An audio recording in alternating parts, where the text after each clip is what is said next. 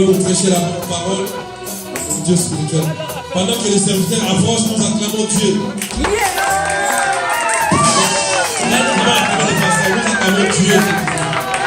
Amen, amen, amen, amen.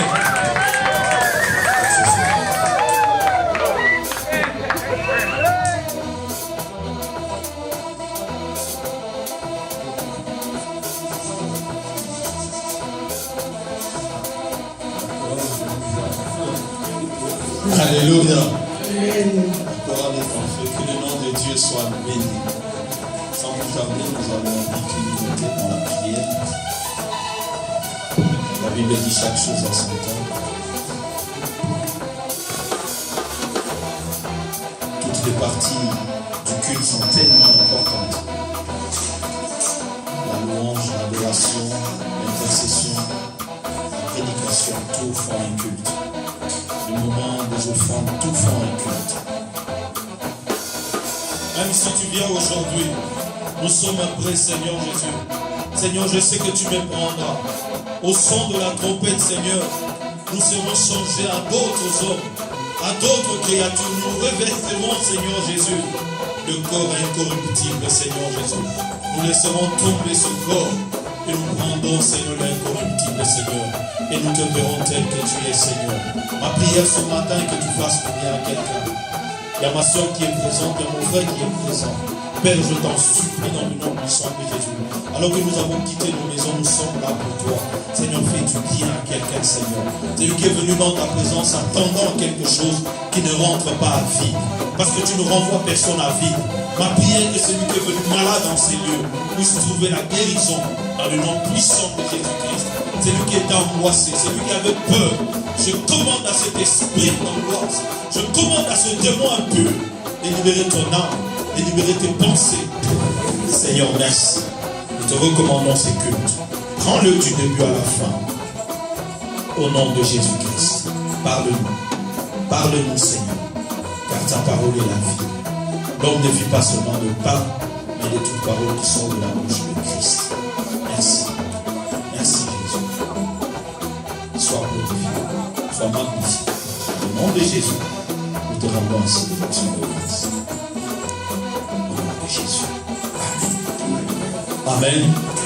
Que le nom de Dieu soit béni. Est-ce que nous pouvons acclamer le Seigneur? Oh, qui est-ce que nous pouvons acclamer le Seigneur? Oh, qui est-ce que nous pouvons acclamer le Seigneur? Vous avez dit, tu peux m'aider à... Agé chapitre 1er, le verset 5 à 7. Et nous prendrons aussi Jérémie chapitre 6, le verset 16. Je l'ai Agé. La Bible dit ceci. Ainsi parle l'Éternel des armées. Considérez attentivement vos voix. Vous semez beaucoup et vous recueillez peu. Vous mangez et vous n'êtes pas rassasiés. Vous buvez et vous n'êtes pas désaltérés. Vous êtes vêtus et vous n'avez pas chaud.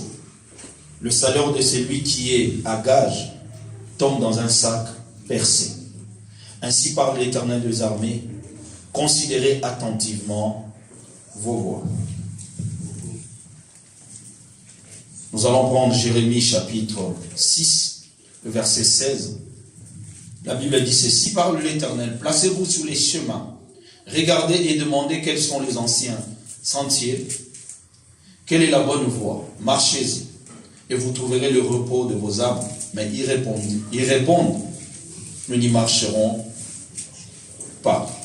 Dans la version français courant, la Bible dit ceci, voici ce que le Seigneur dit, arrêtez-vous sur la route que vous avez prise et réfléchissez.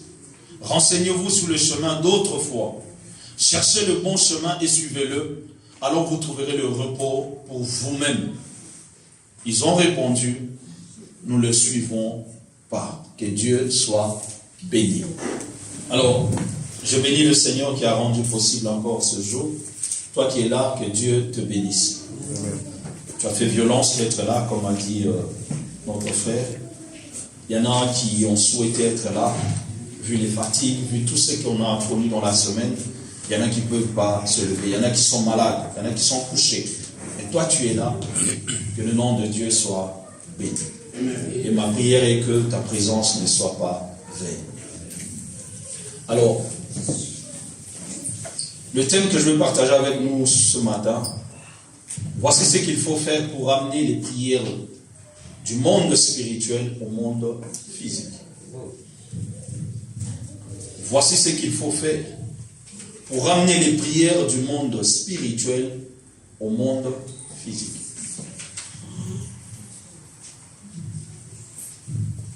La Bible nous dit dans le livre de Hébreux chapitre 11, le verset 3, c'est par la foi que nous reconnaissons que le monde a été créé par la parole de Dieu, n'est-ce pas? Et c'est par cette même foi que nous reconnaissons que Dieu a créé les choses de l'invisible au visible. N'est-ce pas? Amen. Je vais dire à l'église, je l'ai toujours dit et je vais le répéter, tout ce que nous voyons dans le physique commence d'abord dans le spirituel, avant de devenir physique. Si quelqu'un veut t'atteindre, il va d'abord commencer par t'atteindre spirituellement pour t'atteindre physiquement. La Bible dit, David en face de Goliath. Goliath regarde David. Au lieu de se battre d'abord avec David, il commence par maudire David au nom de ses dieux. Amen. Au lieu de commencer, parce que deux boxeurs ou deux combattants, deux rivaux qui se mettent sur un ring, sur un terrain, quand ils veulent se battre, ils n'ont pas à s'insulter. Mais la Bible déclare, Goliath vient devant David. Au lieu de commencer le combat, non. Il commence d'abord par maudire David au nom de ses dieux. Si on veut te faire du mal, on commence d'abord par le monde spirituel pour t'atteindre physiquement.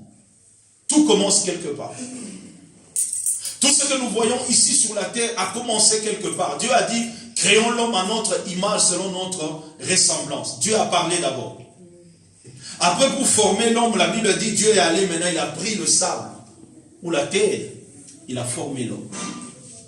Mais il a commencé d'abord par le dire spirituellement.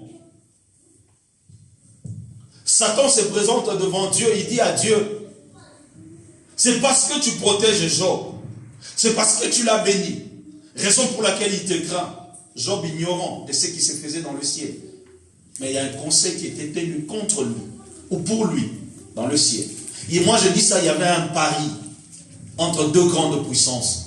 La puissance de Dieu et la puissance du diable. Il n'y a que deux forces qui régissent ce monde. Soit tu es dans le camp de Dieu, soit tu es dans le camp du diable. Jésus a dit, on ne peut pas servir deux maîtres. Soit tu sers Dieu, soit tu sers Mammon. Tu ne peux pas aimer Dieu et aimer Mammon. Soit tu aimes Dieu, soit tu ne l'aimes pas. Amen. Je disais, voici ce qu'il faut pour ramener les prières du monde spirituel au monde physique. Tout ce que nous disons, nous le disons dans le spirituel. Je demande à un enfant, il reste dans le monde spirituel. Mais il faut que je tienne cet enfant. Pour que cet enfant vienne dans ma main, qu'est-ce que je dois faire pour obtenir cet enfant-là? Je demande à Dieu du travail. Oui, c'est spirituel. Je prie. Ça reste du spirituel. Parce que Dieu est esprit. Mais comment maintenant prendre ce travail que je demande à Dieu dans le monde spirituel et le matérialiser qui devienne physique?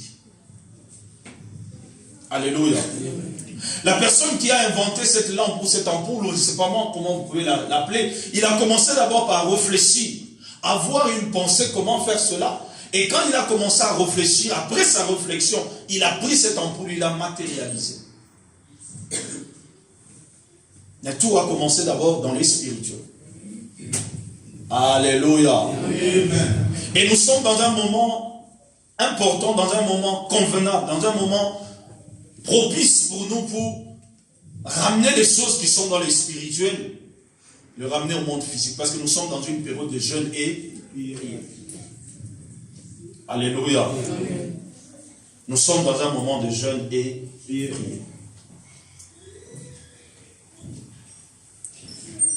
Dieu se présente à Abraham, il dit quelque chose, il lui dit, lorsqu'Abraham fut âgé de 99 ans, Dieu se présente devant lui, il lui dit une chose, il dit, écoute, Abraham, marche devant ma face et sois intègre.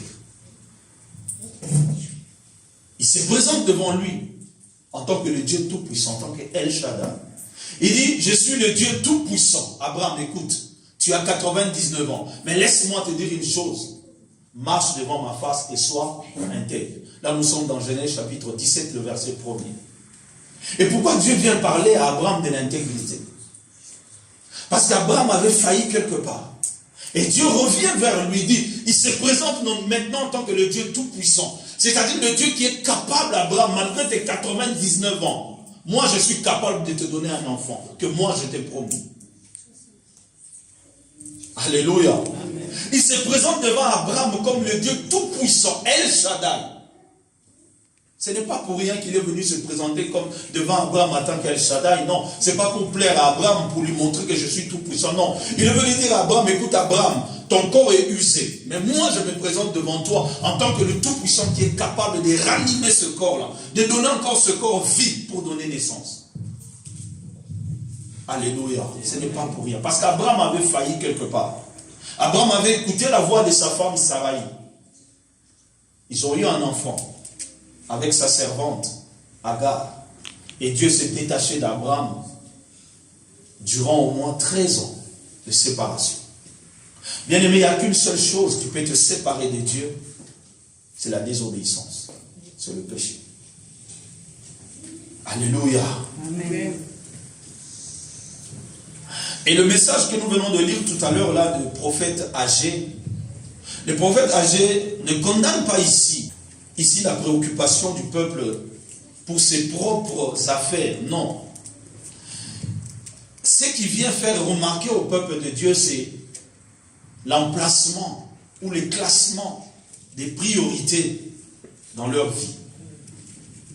Qu'est-ce que tu mets en priorité? Parce que la maison de Dieu était détruite. Alors que les enfants d'Israël vivaient dans des maisons qui étaient de luxe. Et Dieu vient par le prophète Agé. Dieu n'est pas contre que les enfants d'Israël vivent dans le luxe. Non, il n'est pas contre. C'est pour ça que je dis, si Dieu te donne les moyens de vivre dans le luxe, vis dans le luxe. C'est Dieu qui t'a donné. La Bible dit, seule la bénédiction de l'Éternel enrichit. Il a fait suivre d'aucuns chagrin. Si Dieu te donne les moyens d'acheter une voiture neuve, achète. Dieu n'est pas contre. Si Dieu te donne les moyens pour t'habiller correctement, fais-le. Dieu n'est pas contre. Si Dieu te donne le moyen de te réjouir avec tout ce que tu gagnes comme argent, fais-le, réjouis-toi. Parce que la Bible dit, dans le séjour de mort où tu vas, il n'y a pas tout ceci. Qui est celui qui est béni? Sinon celui que l'Éternel accorde de se réjouir du fruit de ses mains ou de son travail. C'est celui que Dieu a béni. Donc si Dieu te donne les moyens, fais-le. Mais ici, le prophète est en train de dire une chose. Alors que la maison de l'Éternel est détruite, alors que la maison de l'Éternel est en ruine, mais vous vivez dans vos luxes. Songez, pensez à rebâtir la maison de l'Éternel. Et mon message n'est pas sur ça aujourd'hui. Alléluia. Mon message est sur ce que la Bible est en train de parler dans le livre de Jérémie chapitre 6. La Bible nous dit, enfin, qu'est-ce que j'allais dire? Pas la Bible, mais moi, j'ai essayé de réfléchir en disant, nous sommes encore au début de l'année 2023. Nous sommes encore au début. On est encore au mois de janvier, n'est-ce pas? Amen. Amen. C'est le moment où nous devons nous asseoir. Regardez ce qui a marché l'année passée, l'année dernière, et ce qui n'a pas marché. Alléluia. Amen. Nous sommes encore au début. Et la Bible nous demande ceci. Arrêtez-vous sur la route que vous avez prise et réfléchissez. C'est-à-dire, l'année dernière, nous avons réalisé des choses. Il y a des choses qui ont marché, il y a des choses qui n'ont pas marché. Il y a des choses qui ont échoué, il y a des choses qui ont réussi. Alléluia. Amen. Un homme réfléchit. Ce que j'aime souvent, j'aime le dire. J'ai remarqué une chose. Vous allez être d'accord avec moi. L'Occident, ou l'homme occident, il n'est pas loin de Dieu. ou l'homme occidental, je ne sais pas si j'utilise le bon français, il n'est pas loin de Dieu. Pour dire clairement, l'homme blanc n'est pas loin de Dieu. Peut-être ça peut choquer d'autres personnes, mais voilà ce que je peux dire. L'homme blanc n'est pas loin de Dieu. C'est-à-dire, pourquoi il n'est pas loin de Dieu? Vous allez observer, tout ce que Dieu a recommandé à Adam de faire, c'est ce que l'homme blanc fait. Dieu a dit, vous allez prendre soin de la terre. Vous allez la cultiver, vous allez l'entretenir. Et quand vous regardez cet homme-là, aujourd'hui, il est en train de se préoccuper de la terre, ce qui arrivera à la terre dans 50 ans. Aujourd'hui, on nous sort l'écologie. Or, le premier écologiste, c'était Adam. Et quelque part, les hommes se sont assis, ils ont regardé. Quelque part, c'est j'aime l'homme qui a parlé de sa paix à son âme, Chirac, qui a dit, notre maison brûle. Parlant de la terre. Au lieu de dire que non, ma maison, non, il appelle la terre sa maison, notre maison. Donc, notre maison brûle. Nous n'avons pas un autre endroit où vivre. Il n'y a que sur la terre. Dieu n'a pas mis l'homme en Mars, en Jupiter, sur Vénus, je ne sais pas moi sur quelle planète. Deux a placé l'homme sur la planète Terre. Et vous allez voir, même cet homme blanc quitte ici, va dans des pays de tiers-monde, aller prendre soin des animaux qui sont en voie de disparition. Pourquoi ils veulent conserver cette espèce-là? Qui a mis cette pensée en cet homme, sinon Dieu? Alors que nous-mêmes, nous sommes là, nous avons des espèces qui sont en voie de disparition, mais nous les poursuivons encore qui disparaissent. Aujourd'hui, si vous allez dans nos capitales aujourd'hui, vous allez voir que les arbres et la végétation n'existent plus. Je me rappelle, quand on était enfant, on se promenait, tu pouvais aller chez le voisin cueillir des mangues, cueillir toutes sortes de fruits. Mais aujourd'hui, tu vas au pays, il n'y a plus. Tu te demandes, il y avait un arbre ici, on nous tapait par rapport à ça. C'est parti où? Les voisins qui sont venus, ils ont coupé. On construit de gauche à droite. Comme on appelle couper, katakata. Alléluia. Je disais ceci pour revenir sur mon message. Je disais, assis-toi et réfléchis. Pourquoi j'ai pris cet exemple de cet homme blanc? Il ne s'arrête pas sur ce qui est meilleur. Quand il fait quelque chose de bon, il ne se dit pas dans son cœur, ce que je fais est bon. Je m'arrête sur ce qui est bon. Il veut encore sur ce qui est bon faire encore plus. Alléluia. Amen. Il a regardé, il a dit, j'ai créé le TGV. La distance qu'il y avait avec le TR, non, je vais rajouter le TGV. Mais le TGV n'est pas suffisant. Là, ils sont en train de réfléchir comment maintenant créer un train qui va faire Paris-New York en 3 heures. Est-ce que ce n'est pas assez de prendre l'avion, d'aller aux États-Unis? Non, le temps. Tellement que les hommes sont préoccupés, le temps leur fait défaut. Mais comment améliorer pour que nous puissions gagner du temps? Ils s'assoient quelque part. Ce qu'ils ont fait, ils peuvent s'arrêter pour dire ce que je fais est bon. Je peux m'asseoir, me contenter de ce que j'ai. Mais ils veulent encore plus. Ça, c'est la pensée de Dieu. Le Seigneur ne veut pas te voir rester tel que tu es. Là où tu as échoué, Dieu comprend que tu as échoué. Mais qu'est-ce que tu as fait? Tu es resté assis ou tu es resté debout? Tu es resté sous l'endroit où tu es tombé ou tu t'es relevé? Alléluia. Amen. L'échec n'est pas échec si tu échoues et que tu te relèves, tu recommences. Ça devient échec confirmé si tu restes dans cet état d'échec. Je ne sais pas si je me suis fait comprendre. Amen. L'échec n'est pas échec si tu tombes ou tu échoues, tu te relèves et tu recommences. Mais ça reste un échec confirmé et constaté si tu tombes, tu échoues et tu restes dans cet état. Alléluia. Amen. Raison pour laquelle l'apôtre Paul est en train de comparer notre marche aux athlètes. C'est une course. Un athlète peut trébucher et tomber. Mais qu'est-ce qu'il fait? Il se relève, il reprend des forces, il continue sa course et il poursuit. Je disais, nous sommes au début de l'année, nous devons nous asseoir, observer nos voies, réfléchir, nous renseigner sur les chemins anciens, sur les chemins d'autrefois. C'est ce que la Bible nous demande. Où est-ce que nous avons échoué l'année dernière, en 2022? Qu'est-ce qui n'a pas marché? Qu'est-ce qui a marché? Où est-ce que nous avons échoué? Où est-ce que nous avons fauté? C'est ça un homme qui veut avancer. Un homme qui veut avancer, c'est reconnaître ses fautes. Un homme qui veut aller de l'avant, c'est reconnaître ses failles. Un homme qui veut avancer, et un homme qui sait reconnaître ses faiblesses, qui les avoue, qui essaye de les améliorer. Celui qui ne veut pas avancer, c'est celui qui refuse de reconnaître quelque part qu'il est faible. C'est celui qui refuse de reconnaître quelque part qu'il a des limites. Cet homme n'avancera jamais. Cette personne n'ira jamais de l'avant. Alléluia. Amen. Or, la Bible cite les enfants d'Israël dans le livre de Jérémie. Ce sont des personnes qui se sont assis.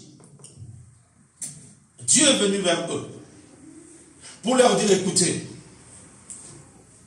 réfléchissez. Songez à la voie que vous avez prise. Arrêtez-vous. Empruntez le chemin d'autrefois. Allez vous renseigner sur ce que les anciens ont fait. Qu'est-ce que j'aimerais dire par là? Je vais prendre l'exemple que nous aimons. L'exemple d'Abraham. Dieu lui a dit, nous venons de dire, marche devant ma face et sois intègre. Pour que Dieu lui dise ça d'abord, ou après ça, Dieu lui avait promis un enfant. Alors qu'il partait vers sa mort, il réclame à Dieu. Genèse chapitre 15. Seigneur, tu m'as promis un enfant, maintenant je vais mourir. Le seul héritier que j'ai, c'est Éléazar. C'est lui qui était le plus ancien dans sa maison. Dieu lui a dit non, je te donnerai un fils qui sortira de tes entrailles. Mais tellement que la promesse tardait, qu'est-ce qu'Abraham a fait? Abraham a brûlé les étapes. Avec Dieu, on ne brûle pas les étapes. Amen. Amen. Si Dieu t'a promis une bénédiction au mois de juillet, fais tout ce que tu veux. Tant que le mois de juillet n'est pas arrivé, il ne te donnera pas. Amen. Amen. Tant que le mois de juillet n'est pas arrivé, tu n'auras pas. Notre Dieu n'est pas un Dieu corruptible. Notre Dieu n'est pas un Dieu qu'on peut aller flatter par des mots, par des phrases. Non. Quand il te promet quelque chose, sois sûr. Il y a un plan qu'il a arrêté. Il y a un temps qu'il a fixé. Il t'accordera cela. Amen. Amen. Il n'est pas un homme pour mentir, ni le fils de l'homme pour se repentir. Notre frère vient de dire tout à l'heure, il y avait son oncle qui attendait, parce qu'il avait une commission qui devait toucher. Mais avant que cette commission n'arrive, il a commencé déjà à dépenser, alors que le jour-ci, il n'a pas touché toute cette commission.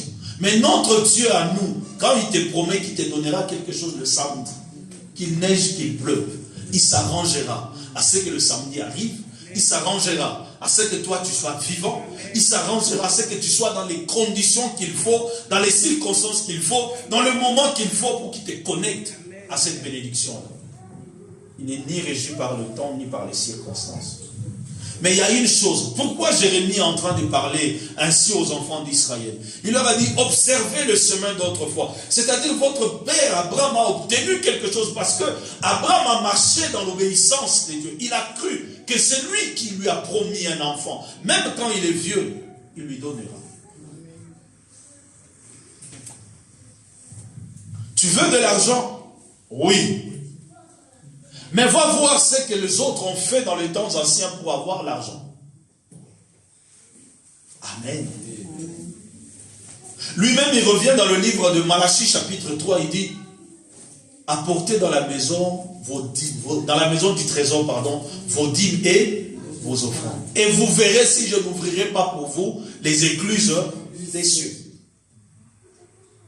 Tu es en train de voir quelqu'un en train de prospérer. Mais qu'est-ce que cet homme a fait pour prospérer? La Bible dit, assis-toi, regarde. Qu'est-ce qu'il a fait pour prospérer? On est en train de parler de l'homme selon le cœur de Dieu, David. Mais qu'est-ce que David a fait pour qu'il devienne l'homme selon le cœur de Dieu?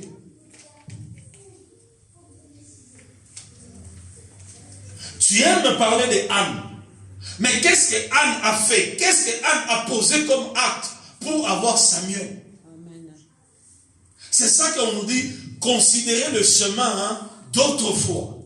C'est-à-dire, il y a d'autres personnes qui étaient dans la même difficulté que toi. Ils étaient dans la même situation que toi. Ils ont obtenu ce qu'ils ont voulu de la part de Dieu parce qu'ils ont observé certaines conditions. Alléluia. Amen. J'aime quand j'entends nos sœurs en train de prier. Dieu fait comme tu as fait avec Anne. Il y a souvent des cantiques comme ça. Il dit souvent, ça veut dire, fais aussi avec moi comme tu as fait avec Anne. Mais pour que Anne obtienne Samuel, qu'est-ce que Anne a fait? On a dit, arrêtez-vous, observez, réfléchissez. Observez les voies, le chemin, les anciens sentiers. La Bible poursuit, dit, vous retrouverez le repos de vous-même. Pour que Anne trouve le repos, elle a payé un prix. Amen. Alléluia. Amen.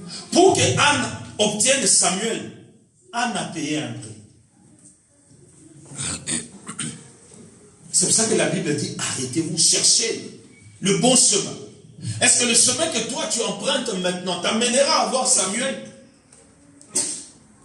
Est-ce que la voie que tu es en train de suivre, est-ce que le chemin dans lequel tu es maintenant t'amènera à voir une bénédiction venant de la part de Dieu? C'est la question que nous devons nous poser. La vie que tu es en train de mener, est-ce que ça t'amènera aussi à obtenir ce qu'Abraham a obtenu?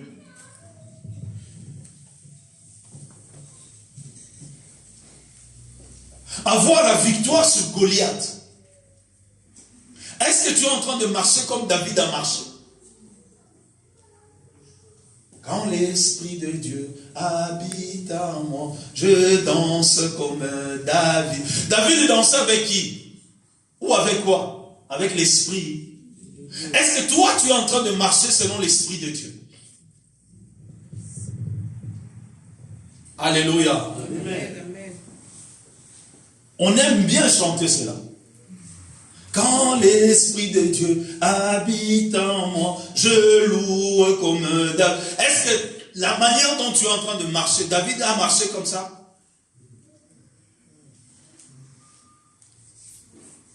Seigneur, tu as visité Paul et Silas. Alors qu'ils étaient enchaînés, ils étaient en prison. Est-ce que la vie que Paul menait, la vie que Silas menait, c'est la même vie que toi tu mènes? Le chemin d'autrefois. C'est-à-dire, il y a des modèles qui ont déjà été là. Il y a des modèles qui sont déjà là. C'est-à-dire, la Bible est en train de parler, il dit, dans le livre de Hébreux chapitre 11, la Bible dit, nous sommes entourés. Nous sommes entourés d'un monde. Tout autour de nous, il y a des héros de la foi. On commence à les citer, un par un. Josué a fait ceci. Moïse a fait ceci. Abraham a fait ceci. Sarah a fait ceci. C'est-à-dire dans chaque situation, dans chaque circonstance, dans chaque difficulté, on te sort un héros. Dans la même situation que toi, tu peux pleurer aujourd'hui. Si tu vas dans le livre de Hébreux chapitre 11, on te montre un exemple. C'est-à-dire tu cherches un enfant. Il y a Sarah. Il y a Anne. Alléluia. Tu cherches à marcher dans la justice. Regarde, il y a quelqu'un tel qui a marché dans la justice. Tu cherches, je ne sais pas moi, à marcher dans la richesse, être comme... Écoute, il y a Salomon qui est là, qui était riche, qui était glorieux. Mais qu'est-ce que Salomon a fait pour arriver à avoir cette richesse? Raison pour laquelle Dieu dit, il vient parler aux enfants d'Israël, il dit, la voie que vous êtes en train de suivre maintenant, observez-la, examinez-la. Examine-vous. Est-ce que tu es dans le bon ou tu es dans le mauvais? Église de Dieu, j'insiste. J'ai bien dit mon thème, c'est que mon thème il est ceci. Voici ce qu'il faut faire pour ramener les prières du monde spirituel au monde physique. C'est-à-dire ces hommes-là que nous sommes en train de parler aujourd'hui, dont nous parlons aujourd'hui, pardon, ce sont des hommes qui avaient des visions, qui avaient des besoins, qui avaient des prières qui ont été dites. Mais ces hommes ont pris ces prières, ils les ont matérialisées. Raison pour laquelle toi aussi tu veux faire comme eux. Raison pour laquelle toi aussi tu veux vivre les mêmes choses que eux. Alléluia. Pour que David devienne roi, David a démontré d'abord qu'il était capable de prendre soin des moutons ou des brebis. Parce que David n'a pas permis, ne fût-ce qu'un lion ou un ours vienne piquer une brebis de sa troupe ou de son troupeau. Alléluia. Amen. Et Dieu a vu que David était capable. Si David peut défendre une brebis, David est capable de défendre encore une âme. Amen. Amen. Amen. Donc si David est prêt à donner sa vie pour une brebis, donc David est capable, il est prêt aussi de donner sa vie pour un être humain. Alléluia. C'est pour ça que Dieu lui a confié la royauté. Et qu'est-ce que je suis venu dire ce matin? Je suis venu parler à quelqu'un en disant ceci. Si nous prenons 1 Corinthiens chapitre 10, le verset 11, la Bible dit ceci: ces choses leur sont arrivées pour servir d'exemple. Elles ont été écrites pour notre instruction, à nous qui sommes parvenus à la fin du siècle. Ces choses leur sont arrivées pour nous servir d'exemple. Elles ont été écrites pour notre instruction. Donc ces choses sont arrivées pour nous instruire, nous. C'est-à-dire ce que les autres ont vécu. Ça a été recordé, ça a été écrit, ça a été enregistré pour que ça te serve à toi d'exemple et de modèle. Dans 1 Corinthiens, il s'agissait de la désobéissance des enfants d'Israël. Mais laisse-moi parler de ce verset dans le bon sens, c'est-à-dire dans son sens d'instruction. C'est-à-dire ce qui est arrivé à Abraham doit m'instruire moi. Ce qui est arrivé à Moïse doit m'instruire moi. La Bible déclare Moïse a renié même la royauté, le royaume d'Égypte. Il a accepté l'opprobre de Christ, voyant que l'opprobre de Christ était plus glorieux que la gloire de l'Égypte. Alléluia. Donc ça veut dire que si nous acceptons Christ, il y a un prix à payer. Il y a des amis avec qui tu dois t'en séparer. Il y a des gens qui vont te haïr. Il y a des gens qui vont te détester. Il y a des gens qui vont t'insulter à cause uniquement de ta foi, de ta façon de prier. Elle veut nous montrer quoi?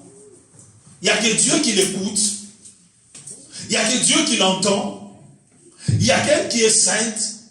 Il n'y a qu'elle qui sait parler en langue. Il n'y a qu'elle qui a les visions de Dieu. Il n'y a qu'elle, quand elle se tient, Dieu l'écoute. Elle se prend pour qui? Il y a certains choix que tu dois faire aujourd'hui qui vont te coûter des amis qui te donnent cher. Parce que vous n'aurez plus la même vision. Vous allez plus partager les mêmes intérêts. Vous n'allez plus aller dans les mêmes endroits. Vous n'aurez plus les mêmes plaisirs. Vous n'aurez plus les mêmes fréquentations. Lui, il va aller en boîte.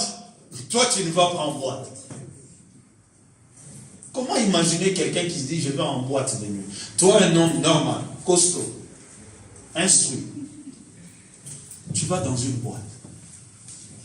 Non, on te renferme dans une boîte. C'est ça. Tu vas passer la nuit dans une boîte. Comment expliquer? Boîte de quoi? Des nuits. Tu es dans une boîte, nuit. Donc c'est-à-dire là où il n'y a pas la lumière. Et toi, chrétien, tu veux aller là-bas.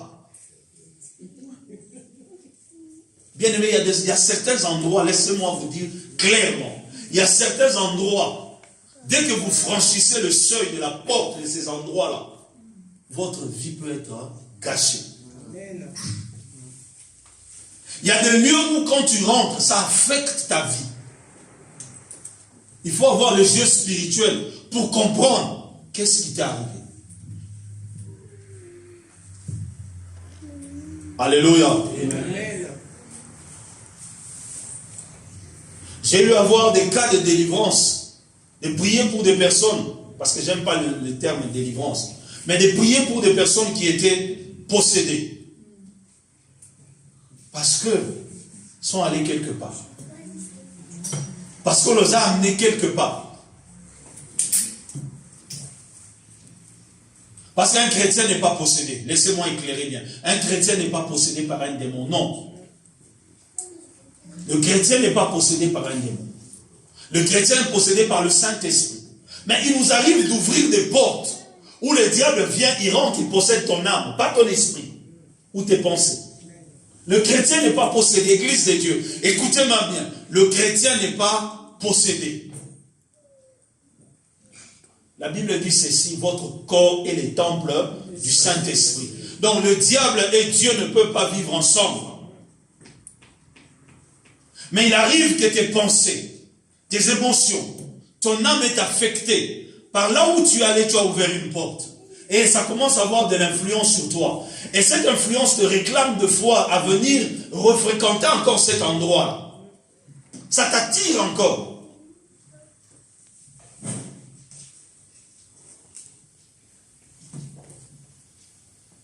Et il y a certains hommes aussi de Dieu, Église de Dieu. Je vous parle à vous, mes sœurs et frères. Les gens que Dieu, ou les hommes et les femmes que Dieu a mis sous ma responsabilité. Ne donnez pas votre tête à n'importe qui pour vous imposer les mains. Ne donnez pas vos têtes. Souvent nos sœurs, souvent nos sœurs. Vous allez dans une campagne, dans une croisade, dans une église. Tellement que vous êtes sentimental et sensible. Dès qu'on a fait un appel,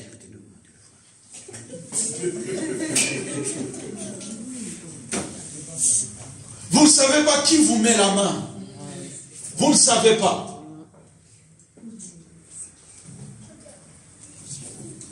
J'ai suivi un témoignage d'une personne qui est en train de dire, depuis le jour où cet homme m'a imposé les mains, j'ai commencé à ressentir des sensations bizarres que je n'avais pas avant. Des attirances que je n'avais pas. Des penchants que je n'avais plus. Si je peux parler ainsi. Des penchants que je n'avais plus. Comment ça surgit? Mais tellement que je ne voulais pas de ces penchants-là. Je suis allé prier. Je suis allé voir mon pasteur. Je prie avec lui. Jusqu'à ce que le Seigneur parle. Que c'était l'homme. Depuis qu'il t'a imposé les mains. Regarde ce qui s'est passé dans ta vie.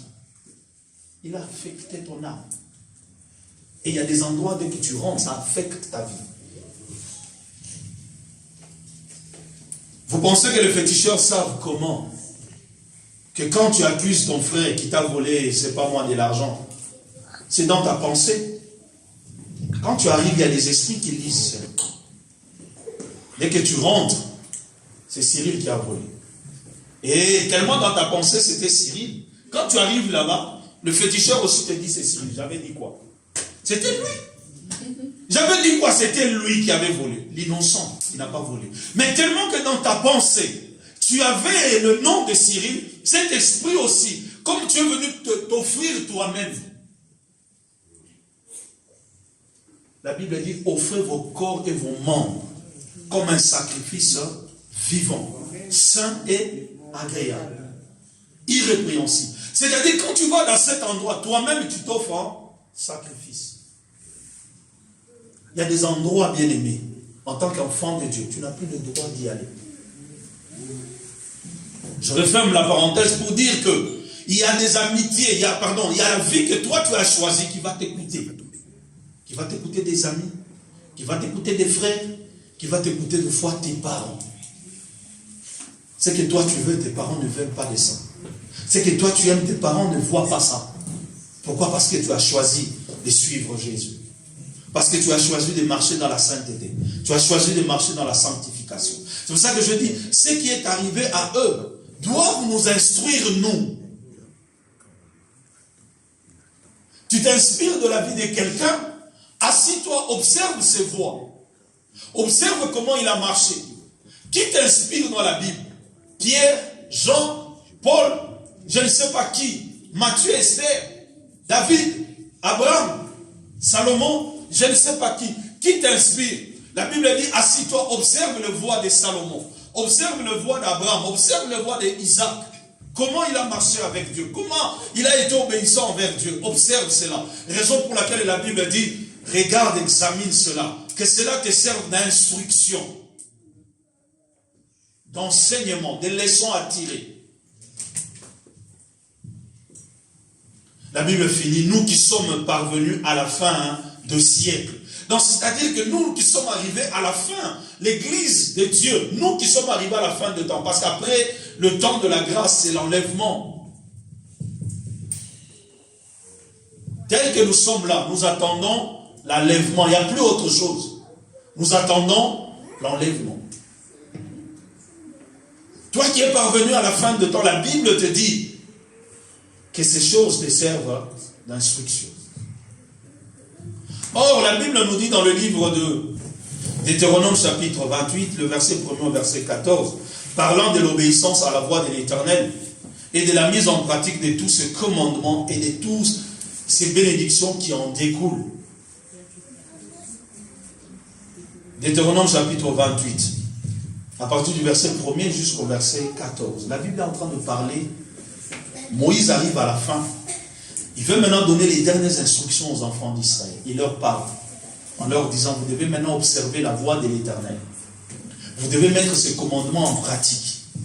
Voilà ce qui arrivera quand vous aurez mis en pratique et obéi à la voie de l'Éternel. Moïse commence à citer les bénédictions qui vont accompagner toute personne ou le peuple de Dieu dans le champ, pardon, dans la terre promise où ils vont aller. Moïse leur dit, quand vous allez obéir à cela, regarde ce qui va en découler. Il y aura des bénédictions. Tu seras la tête et non la queue.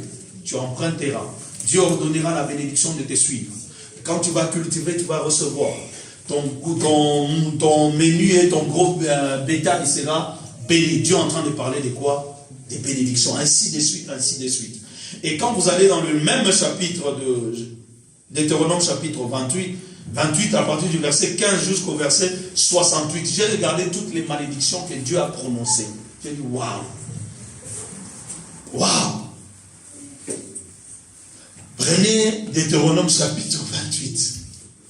Regardez les bénédictions qui accompagnent quand on obéit. Mais regarde maintenant les malédictions qui accompagnent quand on désobéit. J'ai dit, mon Dieu, tout ça, parce que seulement j'ai désobéi. Alléluia. Amen. Tu me diras peut-être que oui, les bénédictions et les malédictions que Dieu est en train de parler, dont tu parles maintenant, c'est dans l'ancienne alliance et dans la loi. N'est-ce pas? C'est ça que tu vas me dire. Pasteur, nous ne vivons plus sous la loi. Nous vivons sous la grâce. Pasteur, nous ne vivons plus dans l'ancienne alliance, nous sommes dans la nouvelle alliance. Ça, j'entends ça beaucoup. Pasteur, tu nous ramènes dans l'ancienne alliance. Nous sommes dans la nouvelle alliance. Tu nous ramènes dans la loi, alors que Christ est venu accomplir la loi. Mais qu'est-ce que nous dit la nouvelle alliance? Alléluia. Prenons rapidement Romains chapitre 5, à partir du verset 18. La Bible dit ceci. Ainsi donc, comme par une seule offense, la condamnation a atteint tous les hommes, de même par un seul acte de justice, la justification qui donne la vie s'étend à tous les hommes. Car, comme la désobéissance d'un seul homme, comme par la désobéissance d'un seul homme, beaucoup ont été rendus pécheurs, de même par l'obéissance d'un seul, beaucoup seront rendus justes. Or, la loi est intervenue pour que l'offense abonde. Mais là où le péché abonde, la grâce surabonde. Afin que comme le péché a régné par la mort, ainsi par la grâce règne par la justice pour la vie éternelle par Jésus-Christ notre Sauveur. Mais le chapitre 6 continue de dire ceci. Que dirons-nous? Demeurons-nous dans le péché afin que la grâce abonde? C'est une question que l'apôtre Paul pose. N'est-ce pas? Que dirons-nous? Demeurons-nous dans le péché afin que la grâce abonde? Loin de là, il répond. Nous qui sommes morts au péché, comment vivrions-nous encore dans le péché? Ignorez-vous que tous ceux qui ont été baptisés en Jésus-Christ, c'est en sa mort qu'ils ont été baptisés. Je m'arrête. C'est une question. Je parlais de la malédiction et de la bénédiction que Dieu a dit aux enfants d'Israël quand vous aurez à désobéir. Et j'ai essayé de répondre à celui qui va me dire que non, pasteur, tu es en train de parler de la grâce, tu es en train de parler de la loi et de l'ancienne alliance. Mais là, je suis en train de te parler de la nouvelle alliance. L'apôtre Paul pose des questions qui sont réelles que nous nous posons. Il dit, est-ce que la grâce telle qu'elle est venue, est-ce qu'elle est venue nous donner l'autorisation de pécher? Est-ce que la grâce est venue t'accorder de vivre dans le péché? Il dit, loin de là. La grâce n'est pas venue t'autoriser à vivre dans le péché. Frère, malgré que je fais ça, je suis sous la grâce. Ah bon?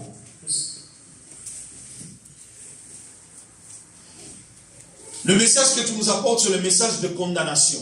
Ah bon?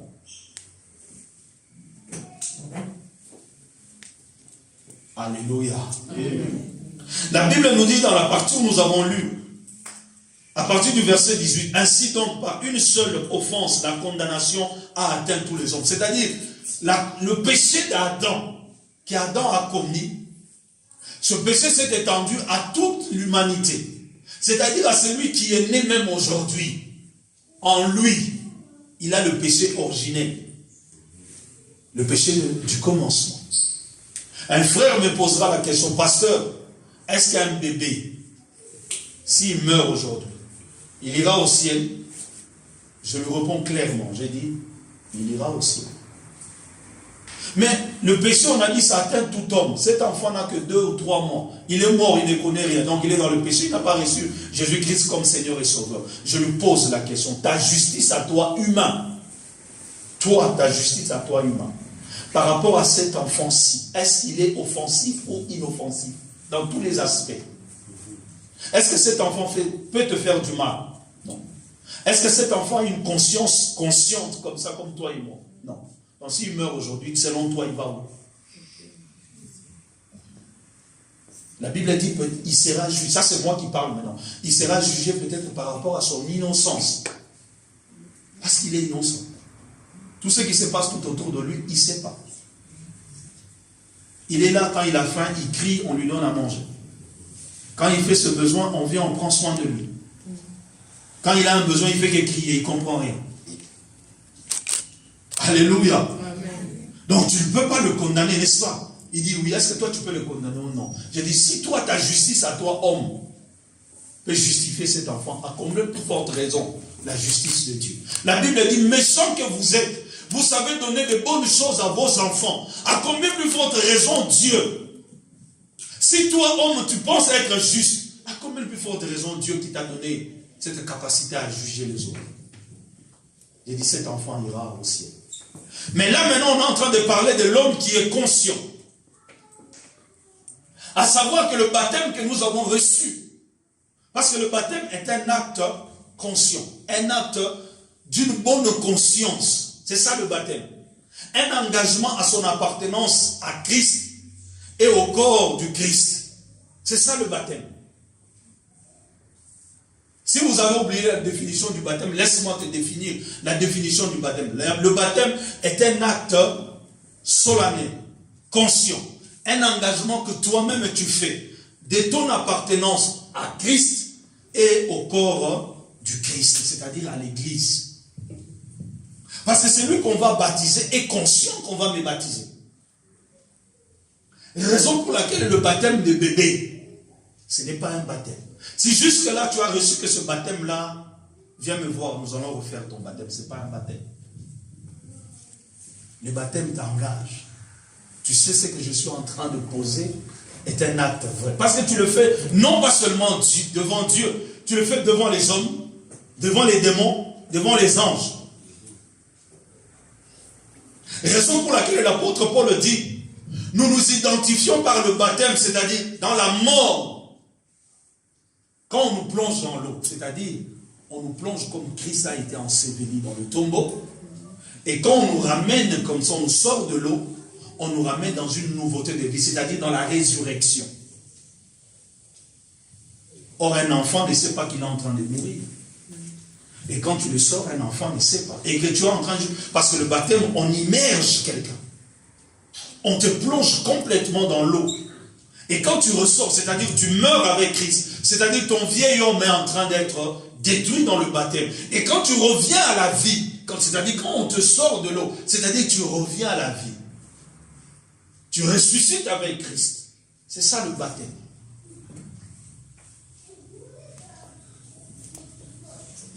Si tu n'as pas été baptisé par immersion, viens me voir. N'aie pas honte.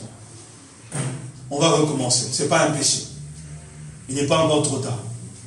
Nicodème est allé voir Jésus des nuits. Si toi aussi tu veux me voir des nuits, viens me voir des nuits. Excusez-moi. Ou si tu veux m'envoyer un texto, envoie-moi un texto. Pasteur, j'ai été baptisé, je ne suis pas sûr, de mon baptême. On va refaire ton baptême. Il n'y a pas un péché à ça. Amen. L'importance est de comprendre qu'est-ce que c'est le baptême. Et la Bible dit ceci. Ignorez-vous au verset 3. Bien aimé, ce qui est en train de tuer l'Église aujourd'hui, c'est l'ignorance. Bien aimé, l'ignorance tue. Je le dis souvent à ma honte, à moi-même. Je le dis souvent à ma honte, à moi-même. Quand je vais parler comme ça, mes enfants savent de quelle honte je vais parler. L'informatique, les basiques. Les basiques de l'informatique. Tout ça là. Pour moi, c'est comme c'est comme la mathématique. Le seul point fort où je suis un peu fort, c'est seulement le téléphone. Mais quand tu me sors un PC, un ordinateur, je peux l'allumer. Ouvrir le fenêtre de gauche à droite, je suis limité. Envoyer un mail, oui, j'arrive. Mais si tu m'amènes plus loin, je m'arrête. Or, je suis dans un monde où je peux apprendre encore beaucoup. Perfectionner ma connaissance avec l'informatique. Mais aujourd'hui, l'Église, nous avons tous les outils. Nous avons la Bible dans le téléphone. Nous avons la Bible dans nos tablettes. Nous avons la Bible parlée.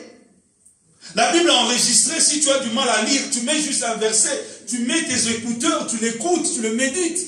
On a tout. Tu n'as plus d'excuses. Mon peuple est en train de périr faute de quoi? De la connaissance.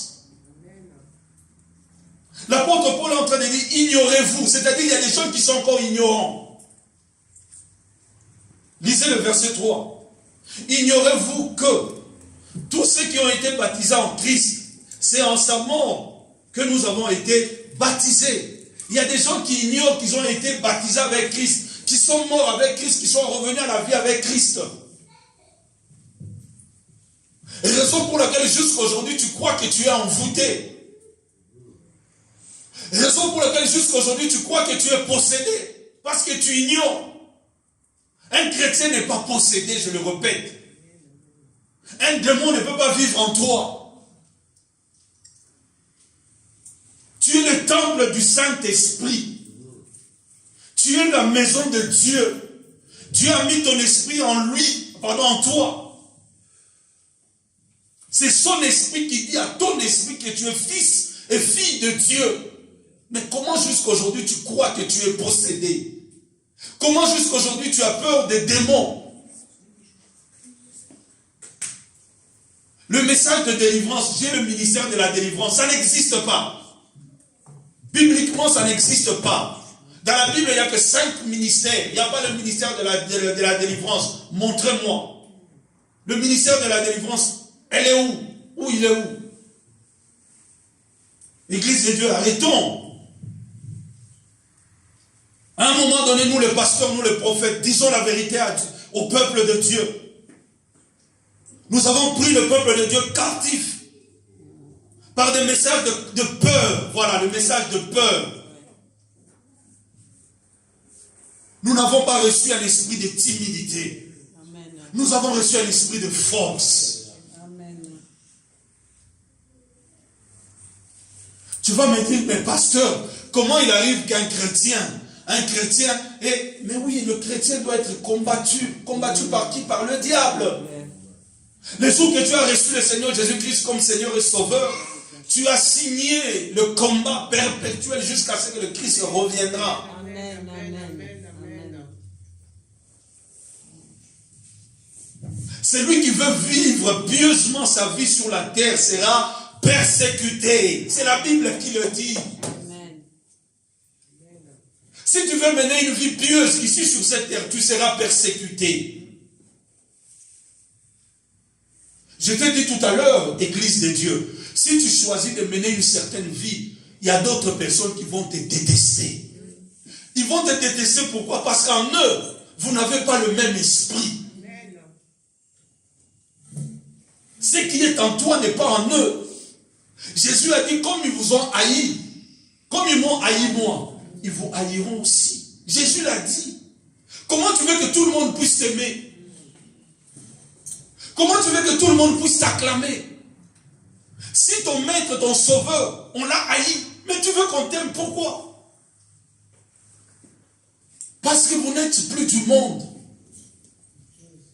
Jésus en priant, il dit, Père, je ne prie pas pour que tu le ôtes du monde, non. Je le prie pour que tu le préserves en moi. Un en moi, moi en toi, afin que le monde sache que nous sommes en un.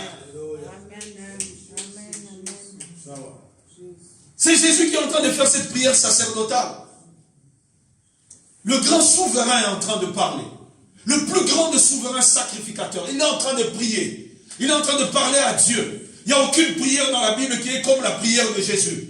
Et cette prière agit jusqu'aujourd'hui. Quoi que Jésus soit parti, cette prière agit jusqu'aujourd'hui. Comment tu continues à croire que tu es possédé par les liens de ta famille? Ce sont les liens, les démons de ma famille qui me poursuivent. Mais oui, tu es en train de vivre ça dans ta tête et tu vas vivre cela.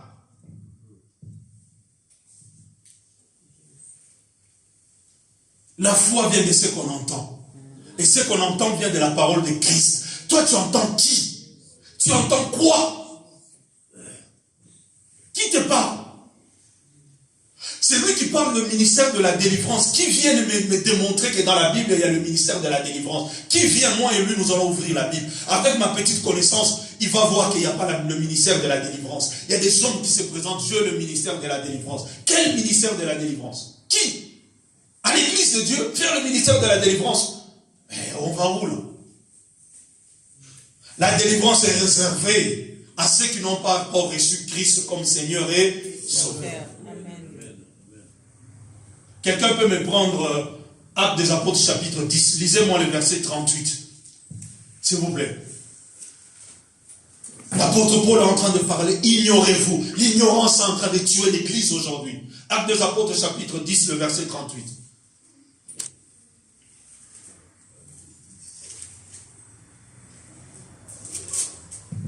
Église de Dieu, Actes des Apôtres chapitre 38. 10, pardon, le verset 38. Je vais lire rapidement, j'ai trouvé. Vous savez comment Dieu a oint du Saint-Esprit et de force Jésus de Nazareth, qui allait de lieu en lieu, faisant du bien et guérissant tous ceux qui étaient sous la quoi? Sous l'empire de qui? Car Dieu était. Est-ce que toi tu es encore sous l'empire du diable? Église de Dieu, répondez-moi, s'il vous plaît. Non. La Bible déclare quoi? Jésus allait faire quoi? Auprès de qui? De ceux qui étaient sous l'empire du diable. Toi, tu te présentes dans l'église de Dieu où tu es pasteur. Que tu es en train de faire le ministère de délivrance sur des chrétiens. Il y a un problème. Il y a un problème. La Bible dit, ils étaient sous l'empire de qui? Du diable. Est-ce que toi tu es encore sous l'empire du diable? Non. Mais pourquoi tu vas enfin qu'on te délivre? On va te délivrer de quoi?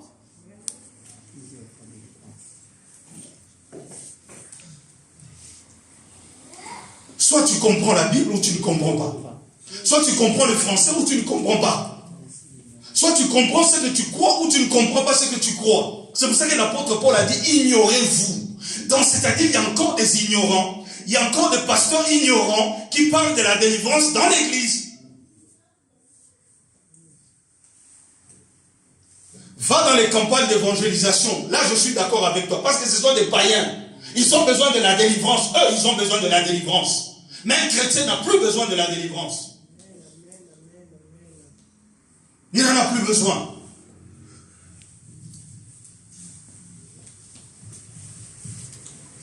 Si tu es sous l'empire du diable, d'accord. Viens, nous allons recommencer ta reconversion. Tu vas te repentir. Tu vas recevoir le Seigneur Jésus-Christ comme Seigneur et Sauveur. Nous allons passer aux eaux de baptême. Tout ça là, oui. Si comme ça, tu vas être délivré. Mais si tu me dis que je suis chrétien, ça fait longtemps que moi j'ai reçu le Seigneur Jésus-Christ comme Seigneur et Sauveur. Tu penses que c'est un grade. Mais jusqu'à présent, tu continues à croire que tu es possédé. J'ai entendu une soeur qui me dit, pasteur, écoutez, ce sont les démons de ma famille qui sont en train de me poursuivre. De me poursuivre. J'ai dit, dans votre famille, vous avez des démons?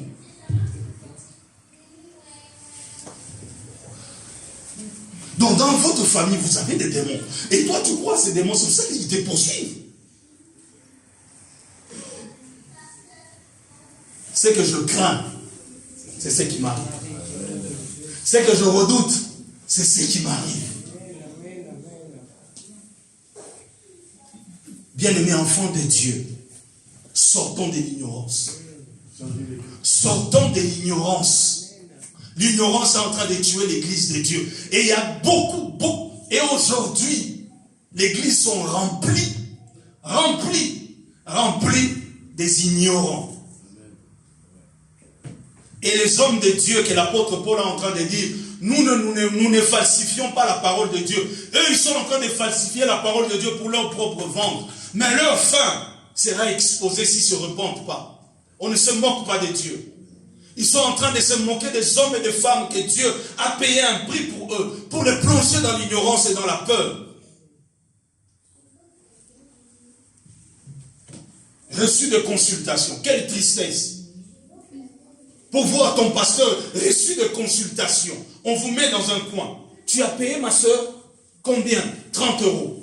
On te donne ta fiche. Tu attends. Tu attends. Consultation chez le pasteur, chez le prophète. Ça vient d'où tout ça?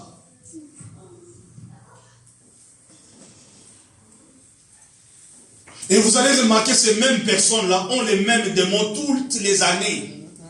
Toutes les années, les mêmes démons qui sont en train de poursuivre. Toutes les années. Les démons-là ne partent pas. Voici les signes qui accompagneront ceux qui auront cru à mon nom. À mon nom, ils chasseront les démons. Comment ces démons-là ne partent pas? Chaque année, les mêmes démons. Chaque année, les mêmes démons. Les mêmes sujets, les mêmes délivrances. Donc Jésus n'agit pas. Mais le mien, il agit. Hein? Ah, mon Jésus agit. Amen. Mon Jésus m'a délivré. Amen. Mon Jésus m'a sauvé. Mon Jésus m'a libéré. Je suis libre. Je fais face au diable quand je sens qu'il y a quelque chose qui ne va pas. Je rentre vers le Saint-Esprit. Seigneur, je n'arrive pas à faire face à cette situation. Qu'est-ce que tu me dis? Qu'est-ce qu'il y a comme un problème? Lui qui connaît toutes choses, il va me donner les instructions. Comment traiter ces problèmes-là? Pas aller poursuivre les démons. Qu'est-ce que je vais en faire du démon?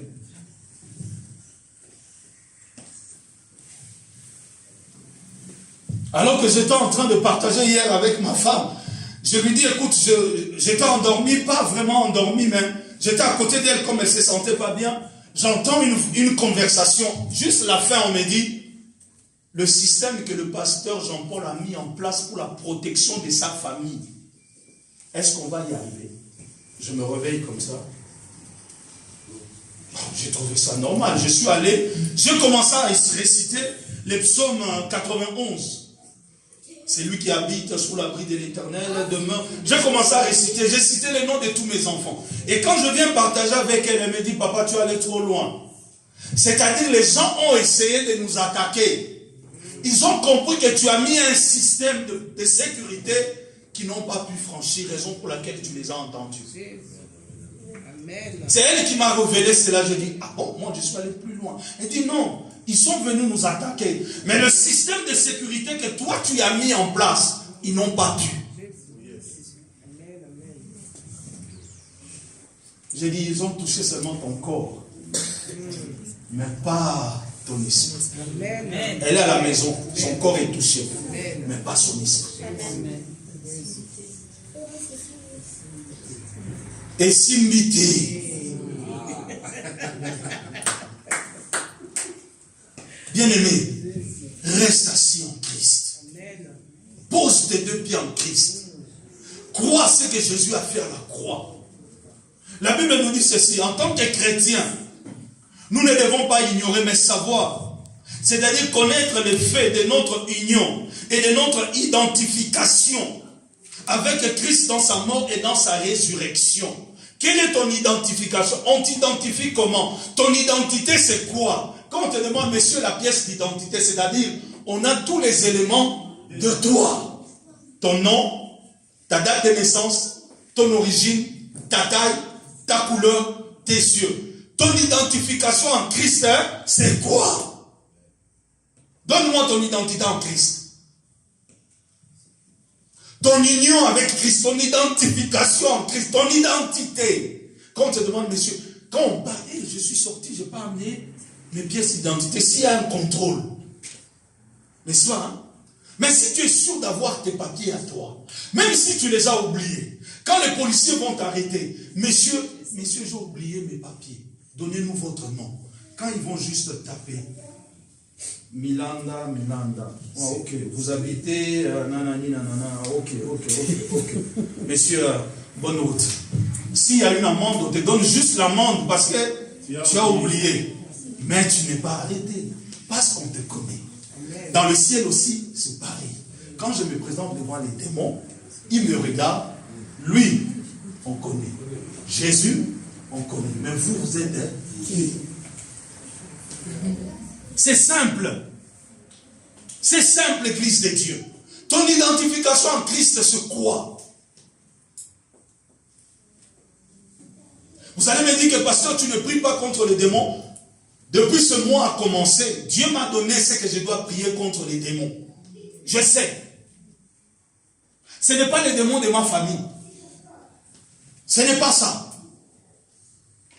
Ce n'est pas ça. Les prières que je suis en train de faire contre ces gens-là, ce n'est pas contre ma réussite, on m'a bloqué, on m'a fait. Non. C'est contre d'autres choses que je garde encore pour moi avec le Seigneur. Ne passe plus ton temps à chercher les démons. Passe ton temps à prier, à glorifier Dieu. Tu as une identité en Christ, bien-aimé. Je vais le répéter, tu as une identité en Christ.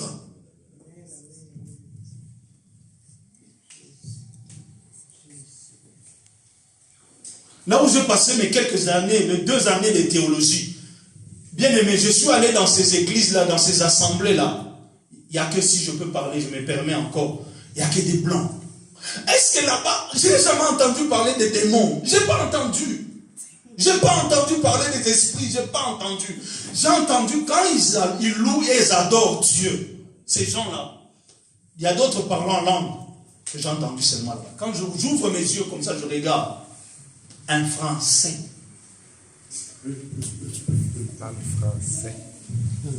Quand je dis un Gaulois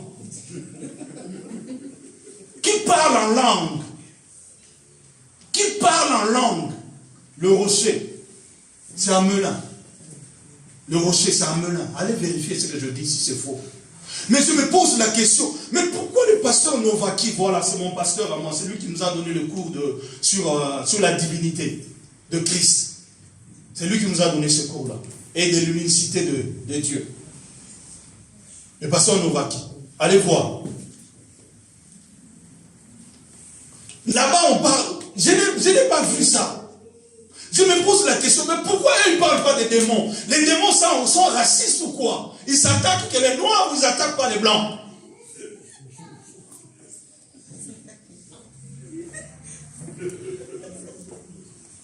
Mais des chrétiens, leurs assemblées ici en France, c'est partout. Ils sont en Martinique. On a combien de départements ici? Combien de départements? Ça doit être 36. 36, hein? Dans tous les départements de la France, ils ont des églises et des assemblées. Ils n'ont pas ce temps-là.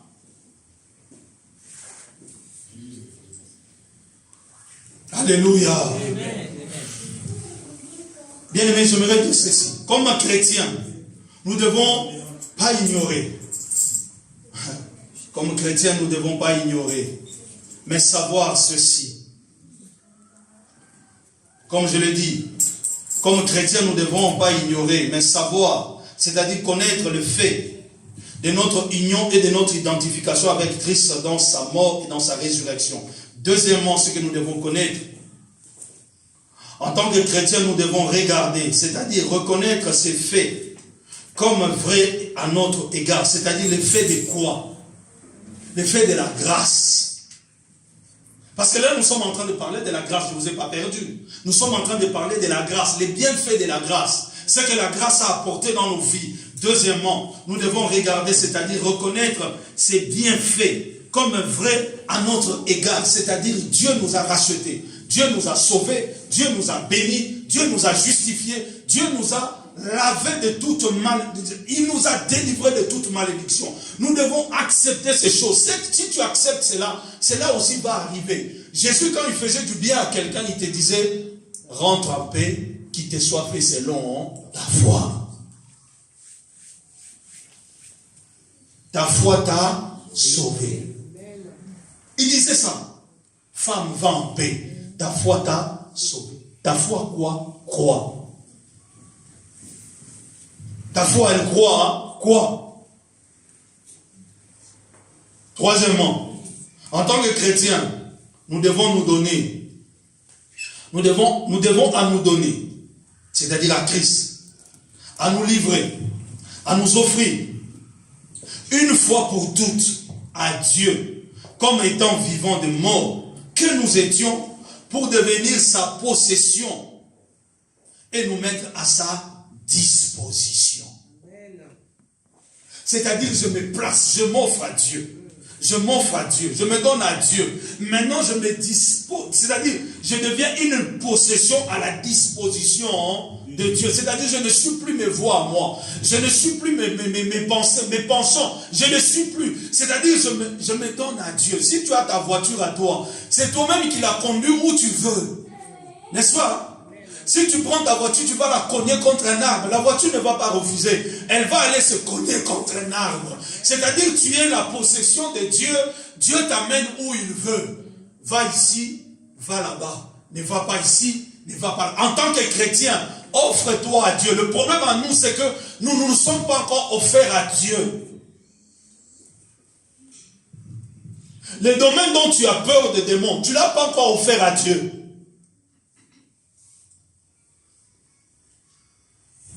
Et ce que j'ai observé, bien aimé, excusez-moi de le dire, les personnes souvent qui vont dans les combats spirituels là-bas, dans les combats, dans le ministère de délivrance, ce sont les femmes. Et ces femmes-là sont insoumises.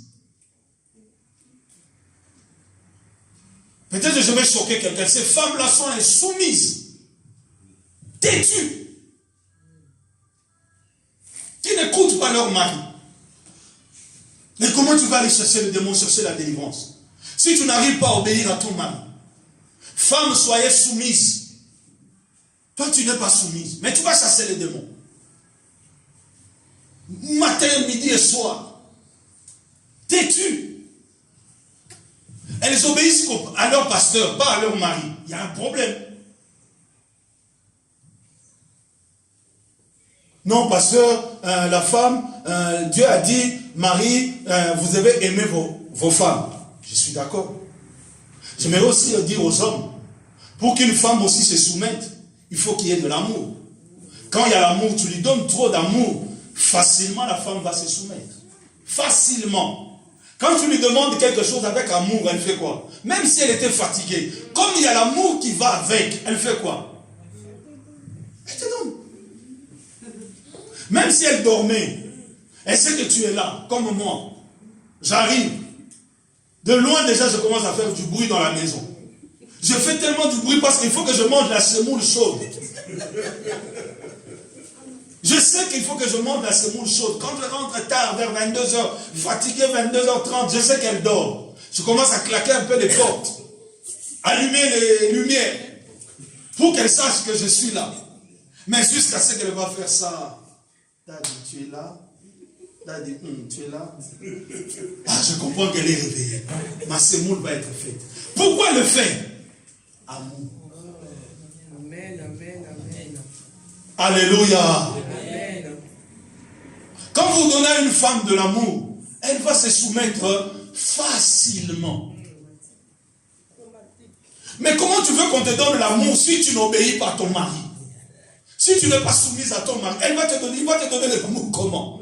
Ton mari est à 10, toi tu es à 100. Observez bien, Église de Dieu, faites-moi cette analyse. Si vous êtes d'accord avec moi, les femmes qui vont là-bas aux prières de combat et de délivrance, ce sont des femmes têtues et insoumises. Elles connaissent tout. Tout. Ces ministères sont remplis que de femmes. Que de femmes. Les hommes, il y en a, mais il faut les compter. Parce qu'un homme, on ne l'amène pas comme on amène une femme. Depuis que tu as commencé à chercher la délivrance, depuis que tu as commencé à la chercher, tu ne l'as jamais trouvée. Et pour finir,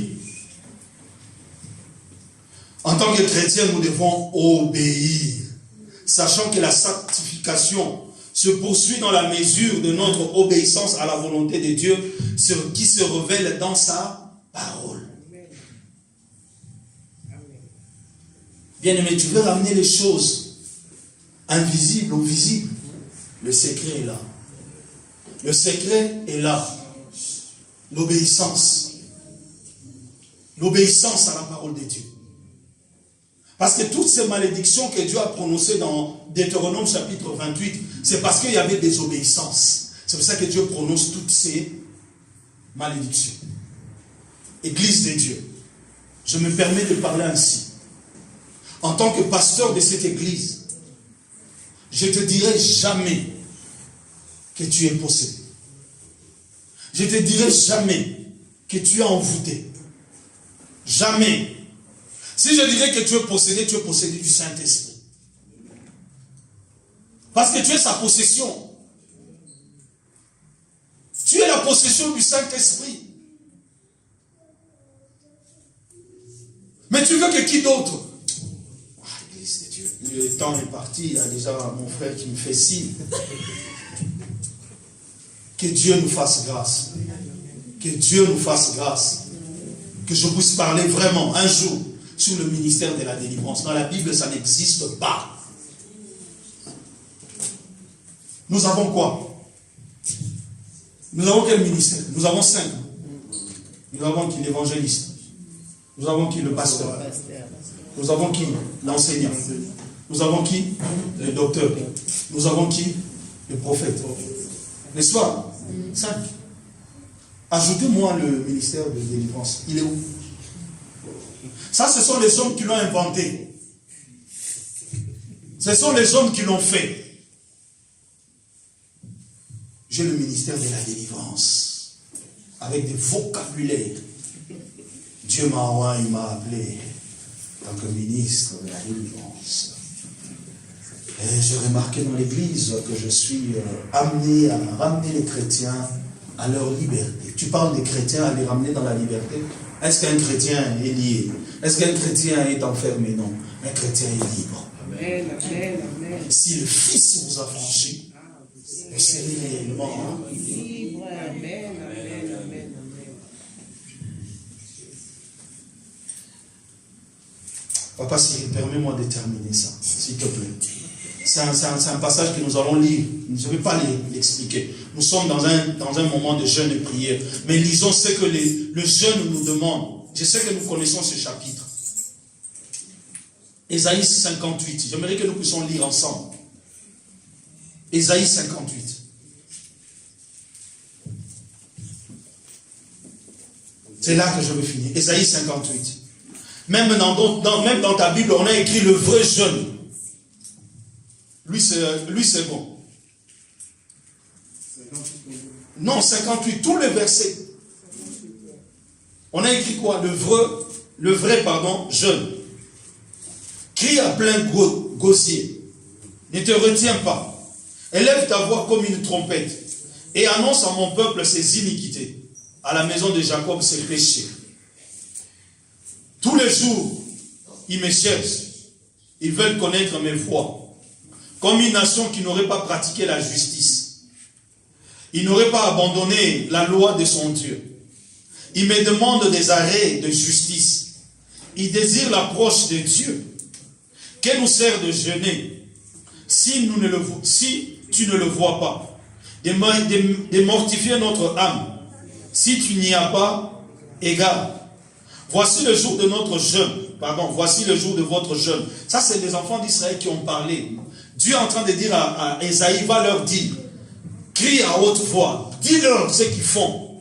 Le verset 4, voici vous jeûnez pour disputer et vous quereller, pour frapper méchamment du poing. Et vous ne jeûnez pas comme le veut ce jour, pour que votre voix soit entendue en haut. Est-ce là le jeûne auquel je prends plaisir? Un jour où l'homme humilie son âme, courbe la tête comme un jonc et se coucher sur le sac et la cendre. Est-ce que là ce que tu appelleras un jeûne, un jour agréable à l'Éternel? Voici le jeûne auquel je prends plaisir. Détache les chaînes de la méchanceté. Dénoue le lien de la servitude. Envoie libre les opprimés. Et que l'on rompt toute espèce de joug. Partage ton pain avec celui qui a faim. Et fais entrer dans ta maison les malheureux sans asile. Si tu vois un homme nu, couvre-le. Ne te détourne pas de ton semblable. Alors ta lumière poindra comme l'aurore. Et ta guérison germera promptement. Ta justice marchera devant toi. Et la gloire de l'Éternel t'accompagnera. Alors tu appelleras et l'Éternel répondra. Tu crieras et il dira, me voici. Si tu éloignes du milieu de toi le joug et les gestes méchants et les discours injurieux. Toi, tu es en train de jeûner jusqu'à présent. Les discours injurieux est toujours dans ta bouche. Tu es toujours sur tes penchants. Tu veux que Dieu vienne. Il viendra faire quoi? Il poursuit, il dit ceci. 10. Si tu donnes ta propre substance à celui qui a faim, si tu rassasies l'âme indigente, ta lumière se lèvera comme sur l'obscurité et tes ténèbres seront comme le midi. L'Éternel sera pour toujours ton guide. Il rassasiera ton âme dans les lieux arides. Il te redonnera de la vigueur, il redonnera de la vigueur à tes membres. Tu seras comme un jardin arrosé, comme une source dont les eaux ne tarissent pas. Les tiens rebâtiront sur les anciennes ruines. Tu relèveras les fondements antiques. On t'appellera réparateur de brèches, celui qui restaure les chemins et qui rend le pays habitable. Si tu retiens ton pied pendant le sabbat pour ne pas faire ta volonté en mon saint jour, si tu fais du sabbat tes délices pour sanctifier l'Éternel en le glorifiant, et si tu l'honores en suivant point tes voies, en ne te livrant pas à tes penchants et à tes vains discours, alors tu mettras ton plaisir en l'Éternel. Je te ferai monter sur les hauteurs du pays, je te ferai jouir de l'héritage de Jacob ton père, car la bouche de l'Éternel a... Amen. Alléluia. Amen. Le message est clair. Toi, tu es en jeûne et prière. Examine tes penchants. Toi, tu es en jeûne et prière. Jusqu'à présent, tu insultes. Toi qui es en jeûne et prière, tu mens. Toi qui es en jeûne et prière, tu es haineux. Tu n'arrives pas à pardonner. Toi qui es en jeûne et prière. Église de Dieu, je suis venu parler à quelqu'un. Nous voulons rendre les choses que nous sommes en train de demander à Dieu, qui sont dans les spirituels, devenir physiques. Voici ce que nous devons faire. Alléluia. Amen. Voici ce que nous devons faire. Bien aimé, la vie chrétienne, la marche avec Christ, elle n'est pas compliquée. C'est nous qui la compliquons. Nous la compliquons comment? Quand nous voulons associer Dieu avec nos propres principes à nous, avec nos propres penchants à nous, avec nos propres voies, avec nos propres orientations, avec nos propres illusions, avec nos propres imaginations. Dieu n'est pas comme ça. Dieu reste comme ça. Si tu appliques cela, c'est la gloire. Que le Seigneur vous bénisse.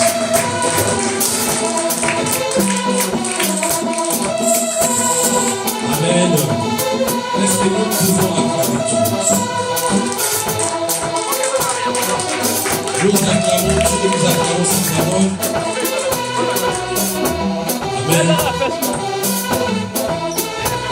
Nous allons écouter la parole de Dieu. Il nous a richement bénis par sa parole. Et cette année, il est nécessaire de nous rappelle de la promesse.